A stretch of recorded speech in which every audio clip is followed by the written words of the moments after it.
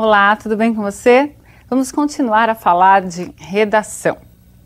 Hoje veremos dois elementos muito importantes na sua redação, aquela que você irá fazer no vestibular, mas elementos que também podem ser avaliados teoricamente. Avaliados como? Nas questões de interpretação de texto ou mesmo nas questões que envolvem gramática.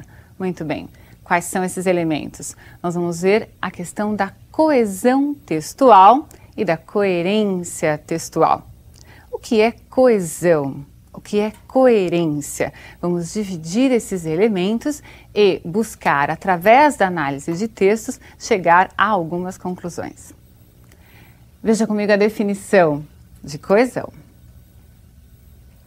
União íntima das partes de um todo. Então veja, a coesão é a forma como você une partes de um elemento inteiro, que é um texto. E há dois mecanismos para que se proceda à coesão. Então veja quais são esses dois mecanismos. Nós temos lá a retomada de elementos e o encadeamento de segmentos do texto. Essa retomada de elementos você verá que é possível fazer com pronomes relativos, por exemplo, ou pronomes demonstrativos, não é? Então, acabou-se de falar algo e se retoma um elemento que já foi referido no texto. E vamos ver também que é possível analisar a coesão a partir do encadeamento de segmentos, quer dizer, das ideias que irão aparecendo no texto. Muito bem, você viu a definição de coesão textual e quais são os mecanismos utilizados para promovê-la em seu texto e no texto de outras pessoas. O que nós vamos fazer agora é reconhecer esses elementos, entender qual é o significado que eles vão apresentar dentro do texto a partir da leitura de um fragmento do editorial da Folha de São Paulo, de 14 de março de 2002, que fala sobre a resolução, uma resolução do Conselho de Segurança da ONU, acerca da criação de um Estado palestino. Leia comigo o texto, observe os elementos e veja o significado. Pode-se argumentar ainda que o interesse dos Estados Unidos é circunstancial. O governo norte-americano teria dois objetivos: criar condições favoráveis à missão de paz de seu enviado à região do conflito e obter apoio árabe para um eventual ataque ao Iraque. Nada disso, porém, deveria minimizar a importância da resolução. Afinal, ela foi bem recebida por ambos os lados. Não é o caso, por outro lado, de alimentar expectativas de que a resolução da ONU, por si, contenha a onda de violência que já dura 17 meses. Muito bem, trabalhamos com o fragmento de um editorial. Claro que há ideias que foram expostas antes, ideias que foram expostas depois. O que eu vou fazer agora junto com você é analisar os elementos que apareceram no texto de coesão e o efeito que esses elementos provocaram. Voltando para o texto. Veja, aparece destacado. Pode-se argumentar ainda que o interesse dos Estados Unidos é circunstancial. Você pode observar que esse ainda que traz uma ideia de adição.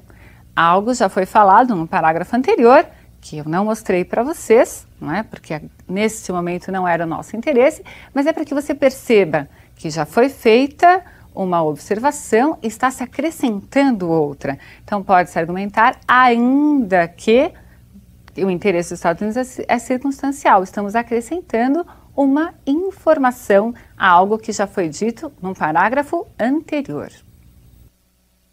Nada disso, porém, observem aí. Esse nada disso, o pronome isso, está retomando o que já foi expresso também.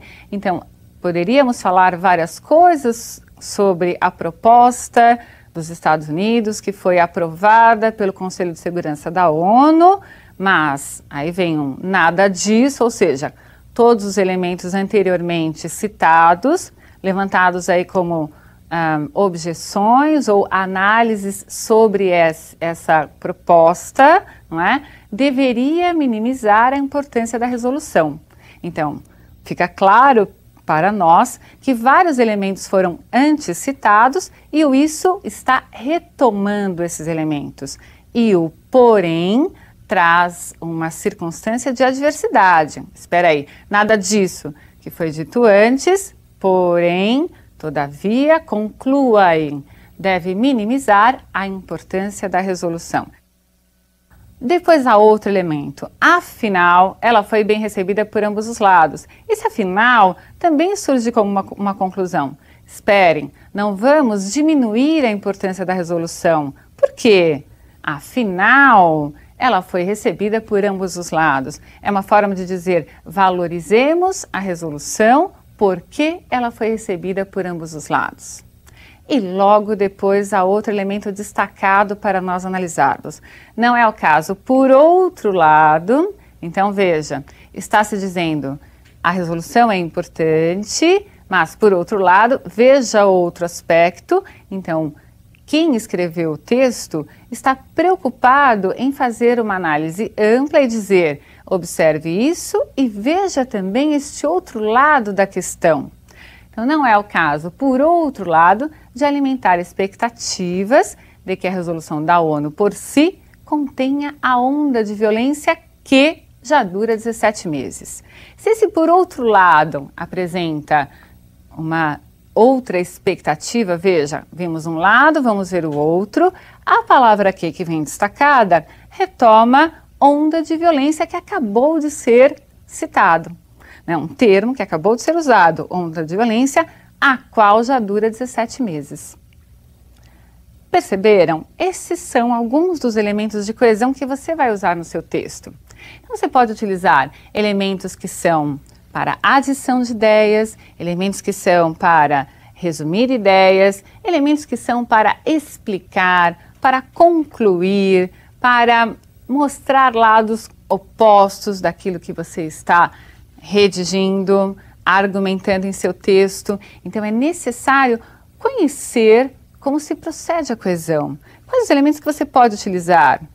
Nós vimos ali algumas conjunções, locuções conjuntivas, mas o pronome relativo, um advérbio, às vezes um substantivo, uma preposição, todas essas classes gramaticais fazem muito bem esse papel de unir as partes do texto. E veja, não é só unir, mas dar um sentido a essa união. Entendido isso?